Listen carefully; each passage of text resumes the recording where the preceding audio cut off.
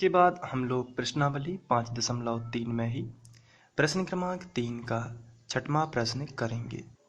तो इसमें जो दिया गया है उसको हम सबसे पहले लिख लेते हैं। जैसे a बराबर 2, d बराबर 8 और sn बराबर 90। तो इसके बाद हम लोग sn का फॉर्मूला लगा देंगे, जो कि होता है n/2 2a plus n-1 into D. ये है sn का फॉर्मूला। और बराबर लगा है तो आपको यहाँ पर बराबर लगा देना है, और यहाँ पर 90 लिखा है तो यहाँ पर आपको 90 लिख देना है। अब a और d के मान यहाँ से रख देते हैं। तो चलिए रखते हैं। सबसे पहले n/2 जो बाहर है अभी उसको बाहर ही लिखते हैं, n/2। फिर यहाँ पर ब्रैकेट लगा देते हैं। 2 लिखा है तो सबसे पहले 2 लिखेंगे, और ये जो a का मान है इसकी जगह पर हम 2 लिख देंगे, क्योंकि a का मान हमें 2 दिया गया है। तो ब्रैकेट में आपको 2 रख देना है, प्लस n-1। n का मान ज्ञात करना है, इसलिए n ज्यों का त्यों -1। और d जो है इसकी वैल्यू 8 है, तो यहाँ पर हम 8 रख देंगे और ब्रैकेट बंद कर देंगे, बराबर 90 ज्यों का त्यों। आगे बढ़ते हैं। तो n/2 जो है अभी फ़िलहाल इसको फिर से एक बार हम बाहर ही लिखते हैं, क्योंकि अंदर का कैलकुलेशन कर लेते हैं। 2 दूनी 4, तो यहाँ पर 4 आ जाएगा। और 8 का गुणा इसमें होगा, तो क्रमानुसार सबसे पहले हम 8 का गुणा n में करेंगे और उसके बाद 8 का गुणा 1 में करेंगे।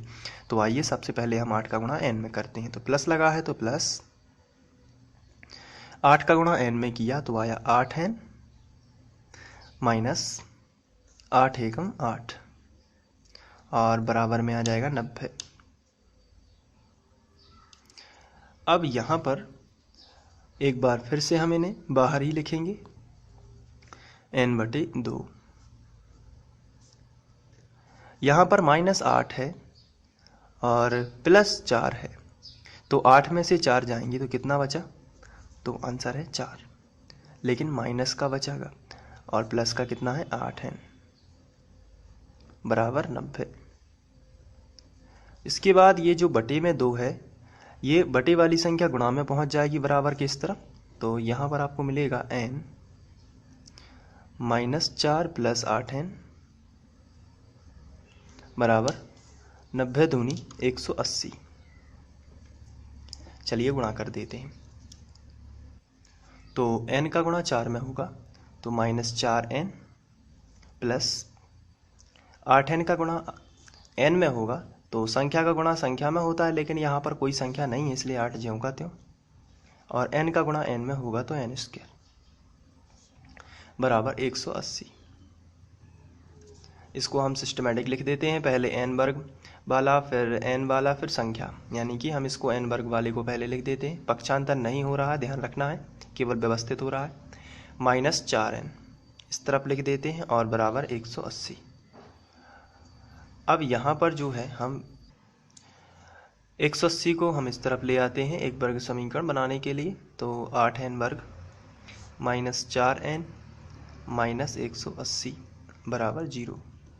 अब हम लोग यहाँ पर आप देख रहे हैं कि 8 और 4 और 180 लिखा है, और इनमें पूरे समीकरण में 4 से भाग जाता है। तो चलिए 4 से भाग देंगे। तो यहाँ पर 8n वर्ग में भी 4 से भाग देना है, -4n में भी 4 से भाग दे देना है, और -180 में भी 4 से भाग दे देना है, बराबर 0 ज्यों का त्यों। 4 दूनी 8, तो 2n वर्ग हो जाएगा। तो चलिए यहाँ पर हम लिखेंगे पूरे समीकरण में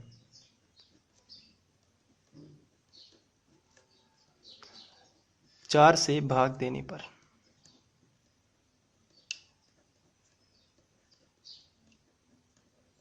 चलिए दे देते हैं। तो यहाँ पर दिया तो आया 2n वर्ग, 2n वर्ग।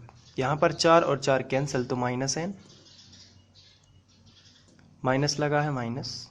यहाँ पर भाग दे देंगे तो 180 भागित 4 किया है, तो 4 चौके 16, बचेगा कितना? 18 में से 16 चले गए 2, यहाँ पर 0, 4 पंचे 20, तो 45 मिलेगा।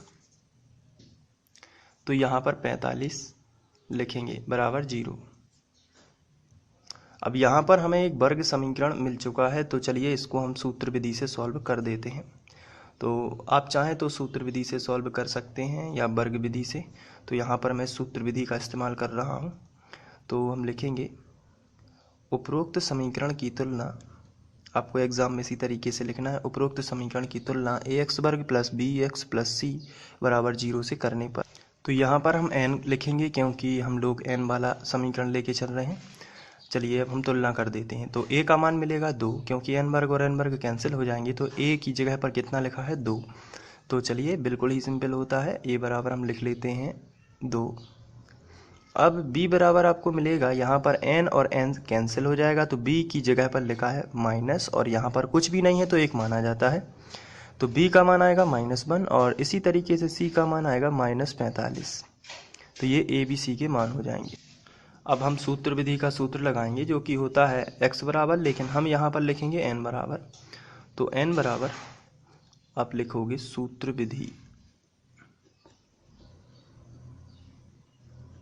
n बराबर होता है -b plus minus under root b वर्ग -4ac बटे 2a, इस तरीके से। चलिए मान रख देते हैं। तो n बराबर माइनस सबसे पहले, और b लिखा है, b की जगह पर -1 रख देते हैं। तो यहाँ पर हम रखेंगे -1, प्लस माइनस, तो यहाँ भी हम प्लस माइनस लगा देते हैं, अंडर रूट। यहाँ पर लिखा है बी स्क्वायर, तो b का मान कितना है -1, तो यहाँ पर हो जाएगा -1 का स्क्वायर, और माइनस लगा है तो यहाँ पर हम माइनस लगा देंगे। साथ ही साथ फिर यहाँ पर 4 है, तो ये 4 हम ज्यों का त्यों लिखेंगे। साथ में a का मान 2 है, तो यहाँ पर हमें 2 रख देना है, और यहाँ पर c का मान -45 है, तो ये हम -45 रख देंगे, और अंडर रूट थोड़ा सा बढ़ा देते हैं, और यहाँ पर हम बड़ा सा बटे खींच के 2 लिखा है तो 2, और a का मान 2 लिखा है, तो यहाँ पर हम 2 रख देते हैं। चलिए आगे बढ़ते हैं, अब इसको सॉल्व करते हैं। तो n बराबर माइनस माइनस तो प्लस हो जाएगा, यहाँ पर बचेगा 1, प्लस माइनस ज्यों का त्यों। चलिए अब इसको सॉल्व करते हैं। रूट 1 का वर्ग 1 ही होता है, और ऋण ऋण का धन हो जाएगा, यानी माइनस माइनस प्लस हो जाएगा। अब ये माइनस है और ये माइनस है, तो फिर से एक बार प्लस हो जाएगा, और 4 दूनी 8, और 8 गुणित 45 कर लेते हैं, तो ये 360 आएगा। आप कैलकुलेशन कर सकते हैं, और बटे 2 दूनी 4। चलिए आगे इसको और जोड़ लेते हैं एक स्टेप में। तो n बराबर +1 प्लस माइनस और अंडर रूट 360 और 1 361, चलिए बटे आ जाएगा 4। यहाँ पर आप देखेंगे कि हम लोग 2 बार चिन्ह ले सकते हैं, और 361 जो है इसका वर्गमूल 19 होता है। तो ये आपको ध्यान रखना है कि किसका वर्गमूल क्या होता है। प्लस माइनस 1, और प्लस तो माना ही जाता है, तो अब लिखने की ज़रूरत नहीं है, और 361 जो है इसकी जगह पर हम 19 लिखेंगे, और बटे में आ जाएगा 4। तो एक बार धन चिन्ह ले लेते हैं और एक बार ऋण। तो यहाँ पर हम लिखेंगे धन चिन्ह लेने पर। तो चलिए धन चिन्ह ले लेते हैं। तो यहाँ पर आएगा n बराबर 1 + 19 बटे 4, तो 19 और 1 हो जाएगा 20 बटे 4, तो 4 पंचे 20, आपको आंसर मिलेगा 5। और एक बार ऋण चिन्ह ले लेते हैं। तो यहाँ पर हम लिखेंगे ऋण चिन्ह लेने पर। चलिए ऋण चिन्ह ले लेते हैं। तो n बराबर आएगा 1 - 19 बटे 4, तो 19 में से 1 चला जाएगा, तो आपको मिलेगा -18 बटे 4। इसको कैंसिल करोगे आप तो 9 बटे 2 आ जाएगा, 2 से कट जाएंगे, 2 दूनी 4 और 2 इनाम 18। तो यहाँ पर जो n बराबर -9 बटे 2 है, ये मान्य नहीं होगा। यहाँ n बराबर -9 बटे 2 जो है उसे मान्य नहीं करेंगे, मान्य नहीं है। और इसका कारण देते हैं, क्योंकि पदों की संख्या ऋणात्मक नहीं होती, क्योंकि पदों की संख्या ऋणात्मक नहीं होती।